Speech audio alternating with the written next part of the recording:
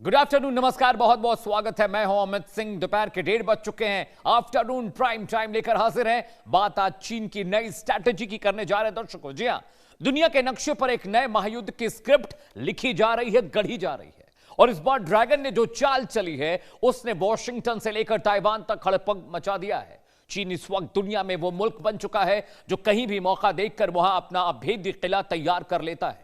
उत्तर पश्चिमी रेगिस्तान के सन्नाटे को चीरते हुए चीन ने एक ऐसा विशाल और खौफनाक सैन्य परिसर खड़ा किया है जिसे देखकर अमेरिका के चोटी के रक्षा विशेषज्ञों के भी होश फाकता है। हामी न्यूक्लियर साइक्लोफिल के नाम के पास खाली और सुनसान पड़े मरुस्थल में तबाही का एक नया ठिकाना बनकर तैयार है। सैटेलाइट से ताजा और बेहद साफ तस्वीरें गवाही दे रही कि चीन ने यहां एक विशाल अभेद्य 3 लेयर मिलिट्री कॉम्प्लेक्स खड़ा कर लिया है। यह कोई साधारण सैन्य अड्डा नहीं, बल्कि चीन का वो परमाणु चक्रव्यूह है जो सीधे तौर पर व्हाइट हाउस की नींद उड़ाने के लिए काफी है। इस शातिर किलेबंदी का सीधा मतलब है चीन की सेकेंड स्ट्राइक क्षमता का महाविस्फोट। ड्रैगन ने रेगिस्तान में एक ऐसा मृत्यु जाल बिछाया है जिसे भेजना अमेरिकी मिसाइलों के लिए नामुमकिन साबित होगा। अगर भविष्य में अमेरिका ने ताइवान के मसले पर पैर आगे बढ़ाया तो चीन पर पहला एटमी वार करने की हिमाकत की तो इसी मरुस्थल की कोख से ड्रैगन का भी वो पलटवार निकलेगा जो सुपर पावर को पल भर में राख कर देगा। दरअसल ये ताइवान के मामले में अमेरिका का वो चेक होल्ड है जो व्हाइट हाउस की हर रणनीति को सीधे घुटनों पर लाकर खड़ा कर देगा। चीन की दूरदर्शिता और रणनीतिक चतुराई दिखाती है कि वो न सिर्फ अपनी मिसाइलों को महफूज रख रहा है बल्कि अमेरिका को एक स्थायी मनोवैज्ञानिक और सैन्य दबाव में जीने पर मजबूर भी कर रहा है। आज हम डिकोड करेंगे ड्रैगन के इसी महाविनाशक 3 लेयर चक्रव्यूह की पूरी इनसाइड स्टोरी। चलिए ग्राफिक के जरिए पहले आपको पूरा मामला समझाते हैं। आपने पेंटागन तो सुना होगा, लेकिन चीन ऑक्टागन तैयार कर रहा है। कैसे? ग्राफिक्स पर आते दर्शकों को आपको मैं बताता और समझाता हूं कि आखिर क्या डिटेलिंग है, क्या कुछ हो रहा है जिसकी वजह से चीन की सरकत से अमेरिका परेशान है। अमेरिका के किसी भी फर्स्ट स्ट्राइक को विफल करने की तैयारी चाइना कर रहा है, क्योंकि जिस तरह की स्ट्रैटेजी अमेरिका अपनाता है कुछ उसी रास्ते पर चाइना भी है।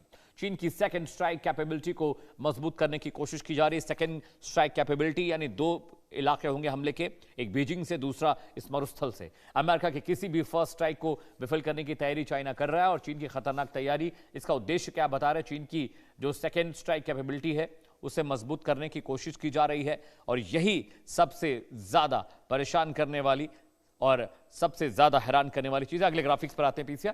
जी हां, आपने देख लिया कि चीन तैयारी क्या कर रहा है, आपने देख लिया। अब आगे बढ़ते हैं।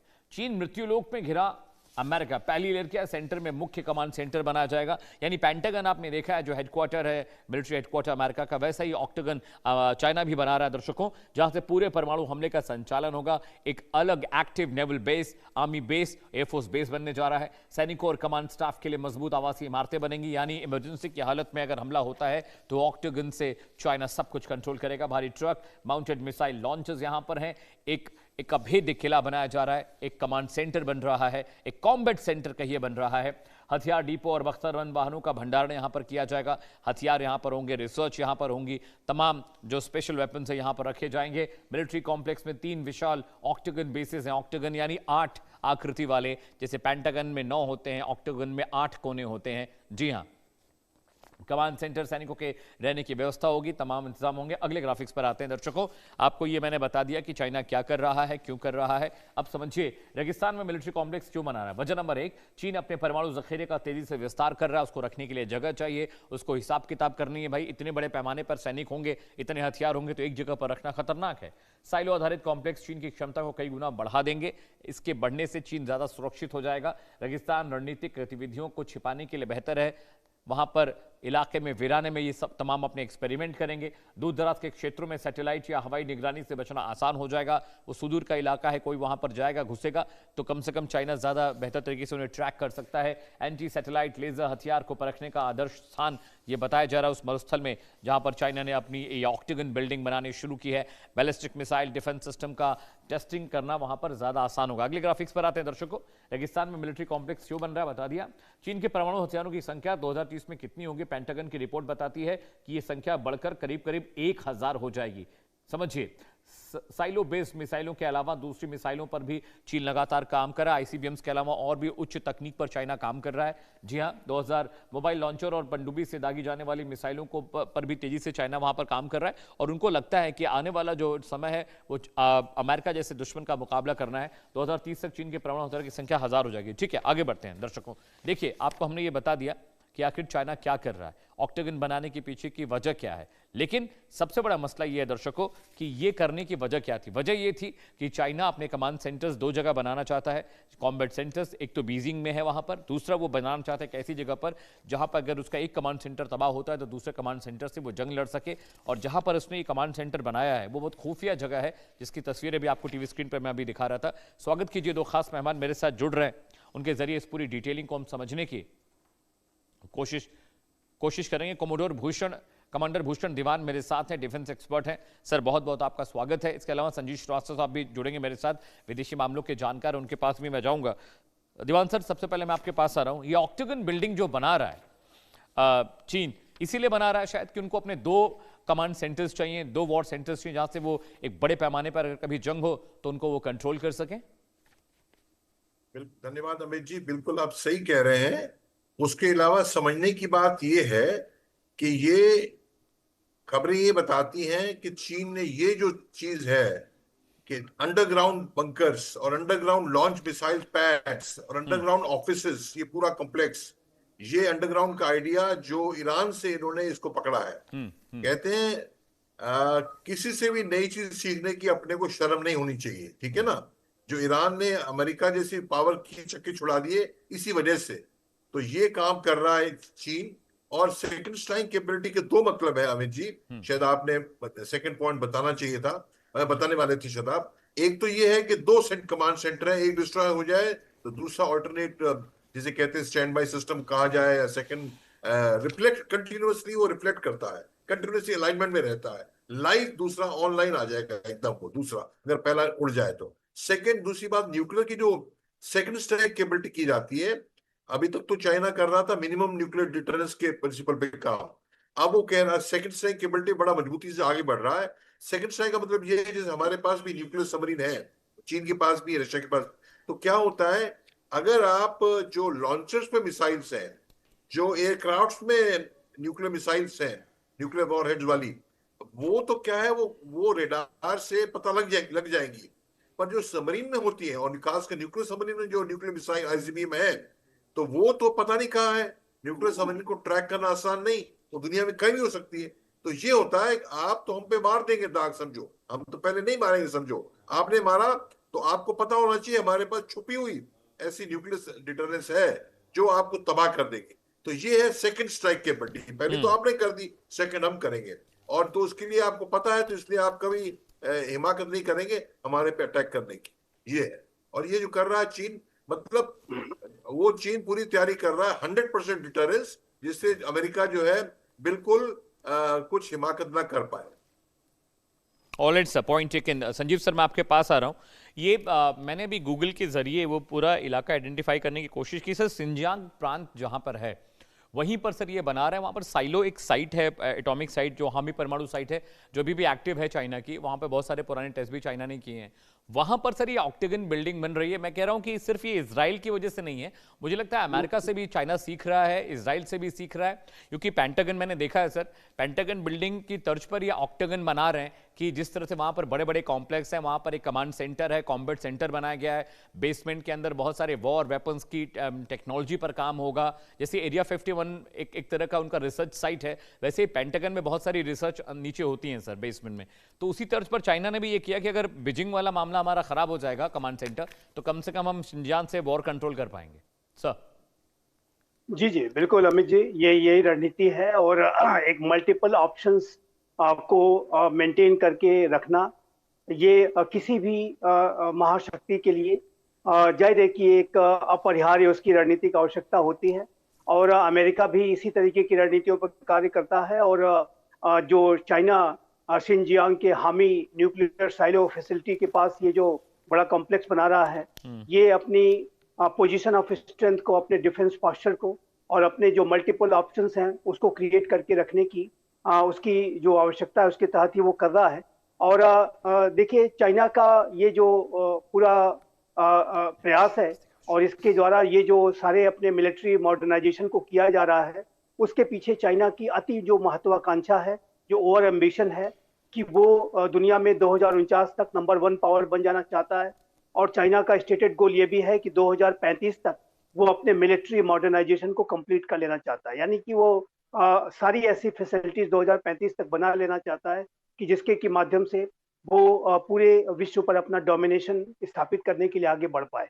तो ऐसे में ये जो वर्तमान समय में जो स्थिति जो चाइना के द्वारा जो कवायदे की जा रही हैं, वो अपनी डिफेंस पास्चर को और अधिक रोबस्ट और अधिक एग्रेसिव बनाने की जो रणनीति के तहत ही वो ऐसा कर रहा है, जो कि निसंदेह ताइवान के लिए, यूनाइटेड स्टेट्स ऑफ अमेरिका के लिए और इंडो पैसिफिक रीजन के सभी जो लोकतांत्रिक राष्ट्र हैं उनके लिए ये चुनौतीपूर्ण स्थितियां पैदा करेगा। और इसको ध्यान में रखते हुए जो लोकतांत्रिक राष्ट्र हैं, जो क्वाड की जो पार्टनरशिप है, जो आकुस का जो अलायंस है, वो ऐसे सभी जो चाइना को कि इस तरीके की विस्तारवादी और हेजियोनिस्टिक जो उसकी टेंडेंसीज हैं, उस पर लगाम लगाने के लिए जो भी कदम उठाए जा सकते हैं, वो लोकतांत्रिक राष्ट्रों को उठाने की आवश्यकता है। अमेरिका भी अपने मॉडर्नाइजेशन को उसने अब तेज करना शुरू किया है।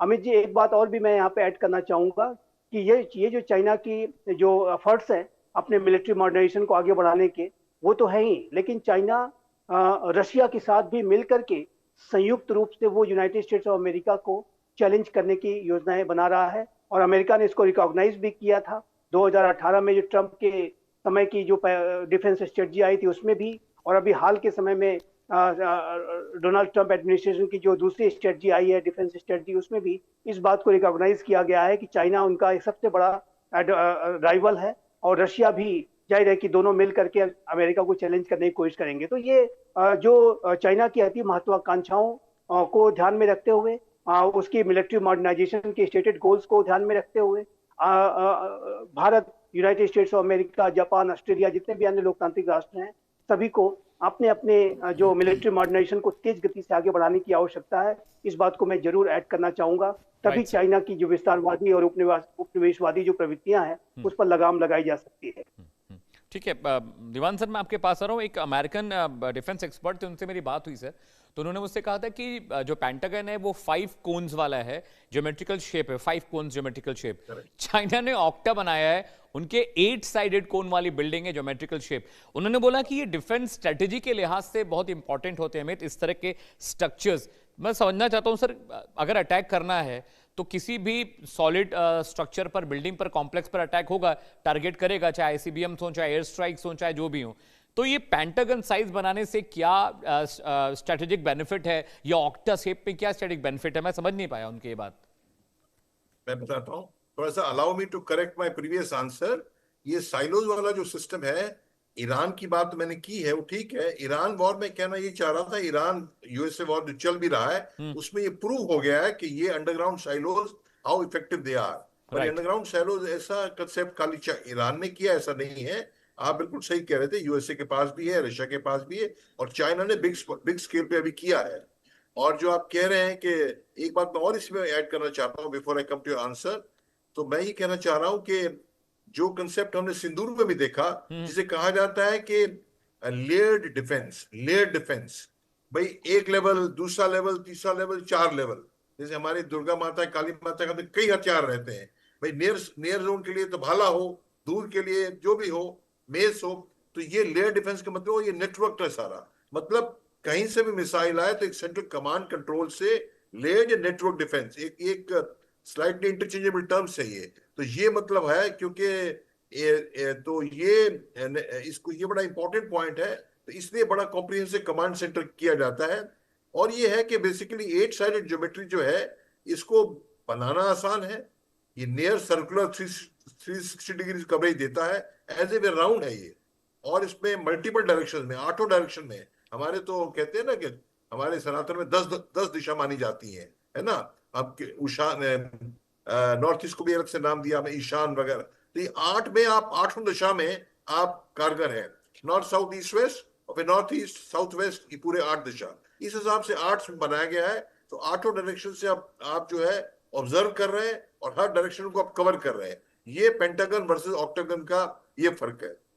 और बात ये है कि आप इससे एक चीज बड़ी अच्छी तरीके से जाहिर होती है कि चीन जो काम कर रहा है वो एक दूरगामी तरीके से पूरे दुनिया का नंबर वन पावर बनने के तरीके से बड़ी हम्म। मजबूती से और बड़ी स्पीड से काम कर रहा है। उनके पास बजट भी है, उनके पास टेक्नोलॉजी भी है। इस बात को देख के मुझे कभी ये ख्याल आता है, जो जितनी भारी पावर अमेरिका के पास है आर्म्स की, अस्त्र शस्त्र की, जिसकी वजह से एक छत्र राज रहा है अमेरिका का, और सबसे बड़ी बात तो एक छत्र राज अमेरिका का रहा है, खत्म हो रहा, खत्म की तरफ जा रहा है। एक छत्र रहा है पेट्रो डॉलर की वजह से, और ये दुनिया भर में रजीम चेंज करना, दुनिया भर को दबाना। अब हवन टोटा वगैरह तो कर ही रहा है चीन, पहले हर जगह BRI वगैरह से, बेल्ट रोड इनिशिएटिव से करता ही है। अब वेपन से भी मुझे खतरा ये है कि नया जो गली में बंदा आ रहा है चीन, वो भी वही काम करेगा जो यूएस से करता आया है। क्या दुनिया भर में इंटरफेरेंस, उनके एक्सप्लॉयटेशन और रेजीम चेंज, ये हमारा जैसे देश के लिए, जो 1980 के टाइम में तो चीन जो है उनका GDP और उनकी सब डेवलपमेंट हमसे, इंडिया से कम थी, और वो आजाद हमसे 2 साल बाद हुए हैं। आसपास समझ ले बेशक, उसके बावजूद देखिए आप वो कहाँ है, 5 गुना हमसे ज्यादा है। और हम जो है अभी $4 ट्रिलियन पे हैं, वो जो है $20 ट्रिलियन पे है। तो ये हमारे लिए बहुत एक बड़ा भारी सिग्नल है। हालांकि सिंदूर में हमने प्रूव किया कि इंडियन वेपन्स जो यूज हुए, वो हमें लर्निंग सीख क्या मिली कि ना तो पाकिस्तान को भी हम टेक ऑन कर सकते हैं और चाइनीज वेपनरी को भी हम टेक ऑन कर सकते हैं। तो इसलिए हमें हौसला बनना है, हमें हौसले की बात है ये, और अफजाई की बात है कि हमारे इंडिजिनस वेपन्स भी उतने काबिल हैं, और हम उस दिशा में आगे। एक ही काम है, स्पीड से और ज्यादा बजट डाल के। राजीव गांधी के टाइम में 4% GDP था, GDP का 4% डिफेंस बजट था। अभी इंडिया में तो आप समझ रहे हैं 2 से भी कम है। तो हमारा भी ये सिग्नल है, क्योंकि देर सवेर 5 साल 7 साल के अंदर हमारे ऊपर वॉर आना चाइना की तरफ से लाजमी है। तो हमें ये देखना होगा कि हम इसको कैसे, इससे क्या सीख लेके और क्या अपनी सब तैयारियां एकदम एक्सलेट करते हैं। Amit ji. Alright sir. Sanjeev sir, मैं आपके पास आ रहा हूं। जो कमांडर साहब ने एक बात बोली है कि आज नहीं तो कल चाइना हम पर अटैक करेगा, और ये बिल्कुल कैलकुलेटिव स्ट्रैटेजी है। अभी नहीं कर रहा है, 4 साल बाद नहीं, 5 साल बाद नहीं, 10 साल मैं कह रहा हूं, लेकिन करेगा। क्योंकि अक्साई चीन वाला मसला है, लेह लद्दाख का जो मसला है, चाइना जिस तरह की स्ट्रैटेजी और जिस तरह की बातचीत करता है, आप देखिए। लेकिन क्या भारत चाइना के मुकाबले, मैं अमेरिका से तुलना नहीं करूंगा, मैं फ्रांस से और रशिया से तुलना नहीं करूंगा, लेकिन क्या हमारे दो सबसे खतरनाक दुश्मन पाकिस्तान और चाइना हमारे पास हैं, are we still doing everything for defence expertise and defence budget के लिए? क्या अभी भी हम मुफीद कर रहे हैं? देखिए अमित जी, दीवान सर ने बहुत ही इंसाइटफुली बातों को रखा है। और ये जो खतरा है चाइना का आने वाले वर्षों में, वो और बढ़ेगा, इसमें कोई दो राय नहीं है। और चाइना एक ऐसा राष्ट्र है कि जिसकी की जो रणनीतिक थिंकिंग में विस्तारवाद, उपनिवेशवाद, अवसरवाद, आधिपत्यवाद सब दिखाई देता है। उसकी जो स्ट्रेटेजिक थिंकिंग है उसमें डिसेप्शन यानी धोखा देना भी उसका एक इंटेग्रल पार्ट है। वो सुंजू की फिलॉसफी पर चलने वाला राष्ट्र है कि अपने एडवर्सरी को इतना भयाक्रांत कर दो, उसको अंदर से इतना खोखला कर दो, इतना अंदर से कमजोर कर दो कि आपके सामने वो हथियार उठाने की स्थिति में न रहे, और जैसे ही आपने थोड़ी घुड़की दी वो अपना हथियार त्याग दे और उसके ऊपर आप ऑक्यूपेशन कर ले। तो ये जो चाइना की जो ये पॉस्चरिंग चल रही है, जो तेज गति से मिलिट्री मॉडर्नाइजेशन है, वो अपने लिए तो कर ही रहा है, लेकिन वो अपने एडवर्सरीज पर दबाव भी बनाने के लिए ऐसा करता है। इस तरीके की जो पॉस्चरिंग करके वो एडवर्सरीज को भयाक्रांत करना चाहता है। ताइवान के एयर डिफेंस आइडेंटिफिकेशन जोन में आए दिन वहां पर फाइटर जेट जाकर के उसका ADI जेट का इंकर्जन करते हैं, उसके नेवल के एरियाज में एग्रेसिव ड्रिल्स कंडक्ट करते हैं ताकि ताइवान बिना लड़े हथियार डाल दे। तो इस तरीके की प्रवृत्ति रखने वाला जो राष्ट्र है, और जाहिर है कि उसके पास अब एक उपनिवेशवादी सोच भी है। जो सी जिनपिंग का सिग्नेचर जो इनिशिएटिव, जो कि बेल्ट एंड रोड इनिशिएटिव का जो औपनिवेशिक प्लान है, उसके तहत वो पूरी दुनिया में डेप्थ ट्रैप डिप्लोमेसी कंडक्ट कर रहा है, प्रीडेटरी कॉन्फ्लिक्ट कंडक्ट कर रहा है। तो ऐसे में वो पूरे विश्व को उपनिवेश के तौर पर भी डेवलप करना चाहता है, जैसा कि कभी पश्चिमी देशों ने किया था। तो सारी उसकी जो सोच है वो बेहद खतरनाक है। और ये आधिपत्यवादी और अथॉरिटेरियन कंट्री है, तो जाहिर है कि वो अपने अथॉरिटेरियन वैल्यूज को हर जगह जो है इम्पोज करना चाहेगा। और भारत जैसा विश्व का सबसे बड़ा लोकतांत्रिक राष्ट्र उसके लिए राइवल है। अमेरिका जैसा एक बहुत पुराना लोकतंत्र जो है उसके लिए सबसे बड़ा राइवल है। अन्य लोकतांत्रिक राष्ट्र भी उसके लिए राइवल है। तो इस वजह से इस बात की नितांत आवश्यकता है कि चाइना के सारे इस तरीके के एफर्ट्स को ध्यान में रखते हुए हम अपने जो मिलिट्री मॉडर्नाइजेशन को, अपने कम्प्रहेंसिव नेशनल पावर को, अपने विकसित भारत को बनाने के लक्ष्य को तेज गति से आगे बढ़ाएं। और इसी वजह से मैं मानता हूं कि प्राइम मिनिस्टर श्री नरेंद्र मोदी का ये जो विजन है विकसित भारत को 2047 तक हम अपने आप को विकसित भारत के रूप में बनाना चाहते हैं, तो ये हमारी शक्ति को बढ़ाने का एक विजन है। ये सिर्फ विकसित भारत को बनाने का ही विजन नहीं है, बल्कि एक सुरक्षित भारत को भी बनाने का एक विजन है। यदि भारत अंदर से कम्प्रहेंसिव नेशनल पावर हमारी बढ़ेगी, जिसमें डिफेंस भी शामिल है, इकोनॉमी भी शामिल है, जितने भी अदर की सेक्टर शामिल हैं, सब तेज गति से अगर आगे बढ़ेंगे तो ये हमारी ताकत को बढ़ाएगा। और चाइना जैसे एडवर्सरीज, पाकिस्तान जैसे एडवर्सरीज तभी लगाम उनके ऊपर लगाई जा सकती है जब हमारी अपनी आंतरिक ताकत मजबूत हो। साथ ही साथ इसी तरीके की सोच अमेरिका के अंदर भी है, जापान, ऑस्ट्रेलिया के अंदर भी है, अन्य लोकतांत्रिक राष्ट्रों के अंदर भी है। और जाहिर है कि इन लोकतांत्रिक राष्ट्रों के बीच में संगठन को भी मजबूत करने की आवश्यकता है। क्वाड का जो इनिशिएटिव है उसको आगे बढ़ाने की आवश्यकता है। जो मिलिट्री अलायंसेस बन रहे हैं, आकुश का जो मिलिट्री अलायंस जो कि ऑस्ट्रेलिया, ब्रिटेन और यूनाइटेड स्टेट्स ऑफ अमेरिका के बीच का बन रहा है, उसको बढ़ाने की आवश्यकता है। क्वाड प्लस, आकुश प्लस जैसे इनिशिएटिव को लेने की आवश्यकता है। तो और साथ ही साथ जो लो एंड मिडिल इनकम कंट्रीज हैं, उनको जो लोकतांत्रिक राष्ट्र किस तरीके का फाइनेंस प्रोवाइड करा सकते हैं, किस तरीके की उनको अनेक तरीके की आर्थिक मदद दे सकते हैं, उसको भी करने की आवश्यकता है, ताकि बीआरआई को भी चेक में रखा जाए, बीआरआई भी आगे न बढ़ पाए। तो ये एक चाइना का जो चैलेंज है वो 21वीं सदी का सबसे बड़ा चैलेंज है, इसमें कोई दो राय नहीं है। खतरा बढ़ा है, जैसे जैसे ये राष्ट्र और अधिक शक्तिशाली बनेगा वो खतरे पैदा करेगा। कभी एक डेंग जियाओपिंग एक राष्ट्रपति हुआ करते थे चाइना के 79 में, वो कहते थे hide your abilities and wide your time. लेकिन ये जो राष्ट्रपति आए हैं शी जिनपिंग 2012 और 13 से इनका जो सब कार्यकाल शुरू हुआ, कम्युनिस्ट पार्टी के चेयरमैन बने, फिर राष्ट्रपति बने, तो ये इनका जो मानना यह है कि चाइना का टाइम आ चुका है। चाइना ड्रीम की बातें ये करते हैं, स्टेटेड गोल ये बना रखे हैं कि 2035 तक मिलिट्री मॉडर्नाइजेशन कंप्लीट करेंगे और 2049 तक जब चाइना की कम्युनिस्ट रिवॉल्यूशन के 100 वर्ष पूरे होंगे तो हम नंबर 1 बनेंगे, यानी कि अमेरिका को आप नंबर 2 करेंगे, इंडिया को नंबर 3-4 में करेंगे, रशिया को भी पीछे छोड़ेंगे। तो ये जो अति महत्वाकांक्षी इनका व्यवहार है वो खतरे पैदा करेगा, इसमें कोई दो राय नहीं है। ताइवान के ऊपर भी बड़े खतरे आ सकते हैं, भारत के ऊपर भी आ सकते हैं, लेकिन इसको रोकने का एकमात्र तरीका है अपनी ताकत को बढ़ाया जाए। और देखिए, मैं अवश्य इस बात को ऐड करना चाहूंगा, चाइना के मंसूबे तो बड़े हैं लेकिन दुनिया सतर्क है और विश्व अपने आप को तैयार कर रहा है। चाइना के मंसूबे वो हासिल नहीं कर पाएगा और यदि उसने कोई हिमाकत की तो उसको बहुत बड़ी कीमत भी चुकानी पड़ेगी। ये बात मैं अभी स्पष्ट रूप से कह देना चाहता हूं। सर बहुत बहुत शुक्रिया आपका भी, संजीव सर, भूषण दीवान सर, बहुत बहुत शुक्रिया। हम दोनों ने बहुत ही जरूरी जानकारी दर्शकों से साझा की और मेरा भी ज्ञान बहुत सारा बढ़ा है। बहुत बहुत शुक्रिया। फिलहाल वक्त एक ब्रेक का, रुक रहे हैं एक छोटे से ब्रेक के लिए, लेकिन ब्रेक के बाद भी इंडिया न्यूज पर खबरों का सिलसिला लगातार जारी है। Stay with us.